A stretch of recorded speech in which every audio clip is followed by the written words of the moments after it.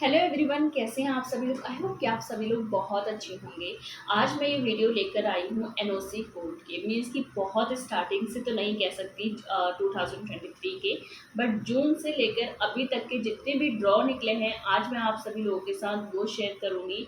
कब कितना ड्रॉ निकला है, मिनिमम स्कोर कितना गया था एंड किस ऑक्यूपेशन के लिए ड्रॉ निकले हैं, उससे आपको ये हेल्प मिल जाएगी कि हाँ, इस ऑक्यूपेशन की, इस प्रोफाइल की कनाडा में डिमांड है। और अगर आपकी प्रोफाइल वो होती है तो आपको बिना किसी देरी के साथ आपको अप्लाई करना है कनाडा का पीआर, चाहे वो किसी भी प्रोग्राम में क्यों ना हो। क्योंकि अगर आप सारे के सारे प्रोग्राम में अप्लाई करेंगे जहाँ पे आपका एनओसी कोड डिमांड पे है, तो वहाँ से आपको आईटीए हो सकता है कि आपकी नेक्स्ट जॉब मिलते हैं। तो चलिए वीडियो को स्टार्ट करते हैं।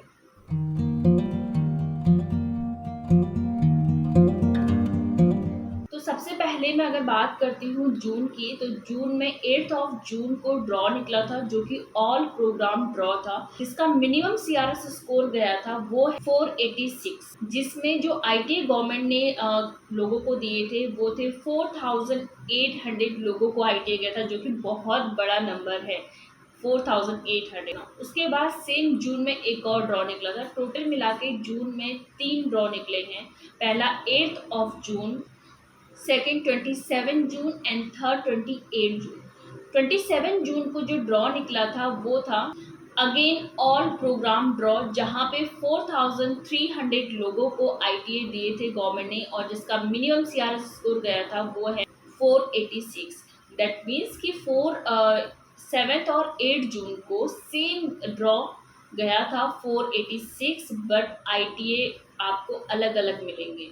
मीन्स 4800 गए थे 7 ऑफ जून को, 4300 गए थे 8 ऑफ जून को।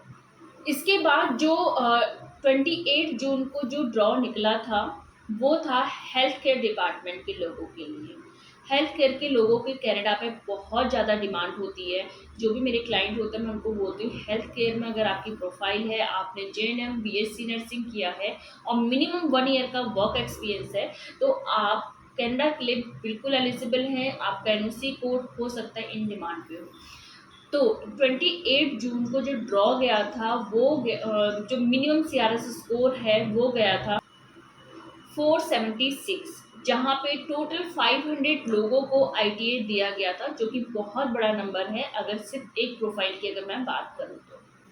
अब आते हैं जुलाई मंथ पे। जुलाई में टोटल 6 ड्रॉ निकले थे, जो कि बहुत अच्छा है, इतना निकलते नहीं है। 6 ड्रॉ निकले थे। तो सबसे पहले जो ड्रॉ निकला था जुलाई मंथ में वो है 4 जुलाई को, जहाँ पे ऑल प्रोग्राम ड्रॉ निकला था, जहाँ पे जो टोटल आईटीए गवर्नमेंट ने दिए थे वो थे 700 लोगों को, जिनका मिनिमम सीआरएस स्कोर था 511।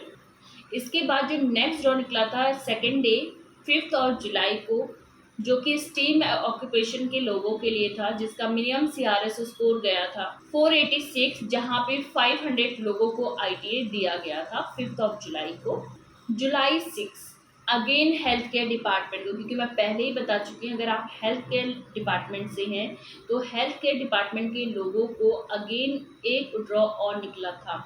जून में निकला एंड देन अगेन जुलाई में निकला। तो यहाँ पे जो मिनिमम सीआरएस स्कोर गया था 463, जहाँ पे 1500 लोगों को आईटीए दिया गया था, और इससे पहले सिर्फ 500 लोगों को आईटीए दिया था जो जून में ड्रॉ हुआ था। दैट मीन्स कि यहाँ पे 3 गुना ज़्यादा लोगों को आईटीए दिए थे गवर्नमेंट ने। तो इसका मतलब ये है कि उनकी जो डिमांड है हेल्थ केयर डिपार्टमेंट के लोगों के लिए वो बढ़ती ही जा रही है। तो अगर अगेन मैं आप सभी लोगों से बोलूँगी, अगर आपने कोई भी नर्सिंग का कुछ भी किया है जो हेल्थ केयर डिपार्टमेंट से है, तो आप कनाडा के लिए पीआर के लिए एलिजिबल हैं। बट ये है पीआर के लिए मिनिमम 1 ईयर का वर्क एक्सपीरियंस होना जरूरी है।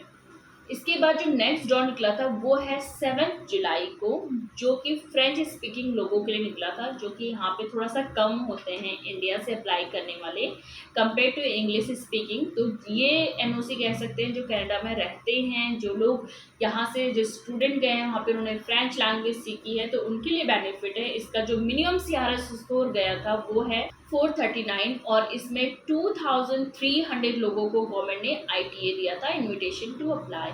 तो अगर आप इंग्लिश लैंग्वेज के साथ साथ अगर आप फ्रेंच भी सीखते हैं इंडिया में रह के या फिर अपनी होम कंट्री में रह के, तो आपके पीआर मिलने के चांसेस बढ़ जाते हैं, क्योंकि वहाँ पे इंग्लिश प्लस फ्रेंच लैंग्वेज की अपॉर्चुनिटीज ज़्यादा होती हैं। इसके बाद जुलाई 11 एंड जुलाई 12 को दो ड्रॉ निकले थे बैक टू बैक। जुलाई 11 को जो ड्रॉ निकला था वो था ऑल प्रोग्राम ड्रॉ, एंड जुलाई 12 को निकला था फ्रेंच लैंग्वेज के लिए अगेन।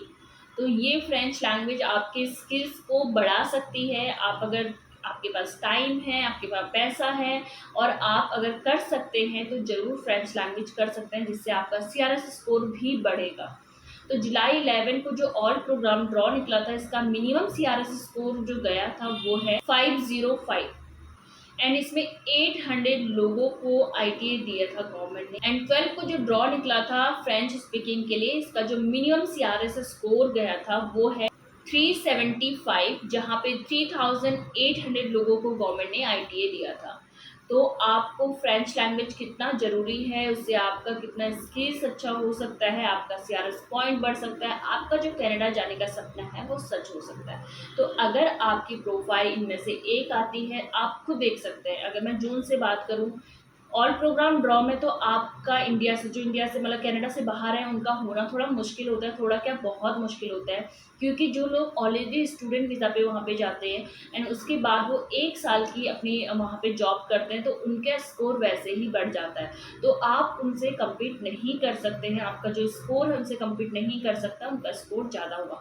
तो ऑल प्रोग्राम ड्रॉ में बहुत कम लोगों को आईटीए मिलता है जो कि आउट ऑफ कनाडा होते हैं, बट जो बाकी की हैं जैसे हेल्थ केयर, फ्रेंच स्पीकिंग या फिर कोई ट्रेड वर्क अगर आपका है, ट्रेड वर्क है, तो आपको ईजिली कनाडा बुला सकती है, तो आप अपने स्किल्स पे काम कर सकते हैं। इसके बाद अगस्त में ऑल प्रोग्राम ड्रॉ निकला था, जिसमें टोटल जो आईटीए गए थे 2000 लोगों को आईटीए गया था, जिनका मिनिमम जो स्कोर है 570। आप ये देख सकते हैं, जो भी मैंने जून से बताया कि जो ऑल प्रोग्राम ड्रॉ निकलता है उनका मैक्सिमम टाइम जो सीआरएस स्कोर है वो 500 प्लस ही होता है।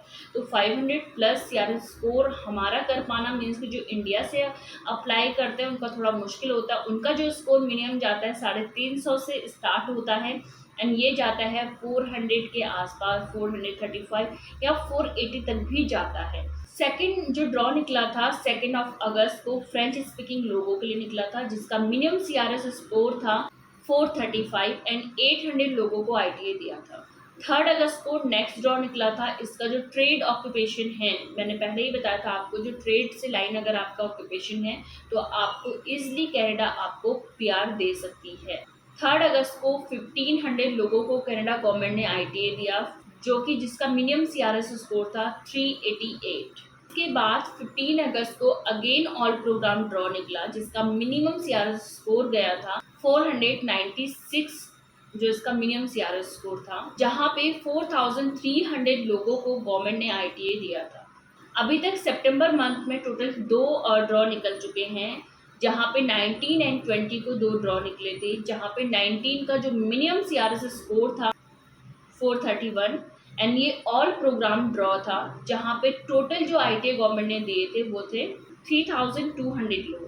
एंड 20 सितंबर को जो ड्रॉ निकला था वो स्पेशली फर्स्ट टाइम जो था ट्रांसपोर्ट ऑक्यूपेशन के लोगों के लिए था, क्योंकि वहाँ पे ट्रक ड्राइवर्स, यहाँ पे उबर कैब ड्राइवर, इनकी बहुत रिक्वायरमेंट चल रही है इस टाइम पे। तो अगर आपके पास हैवी लाइसेंस है तो आप ट्रक ड्राइवर्स के उस पर जा सकते हैं, या फिर अगर आपके पास नॉर्मल लाइसेंस है तो भी अप्लाई कर सकते हैं मिनिमम 1 ईयर के एक्सपीरियंस के साथ।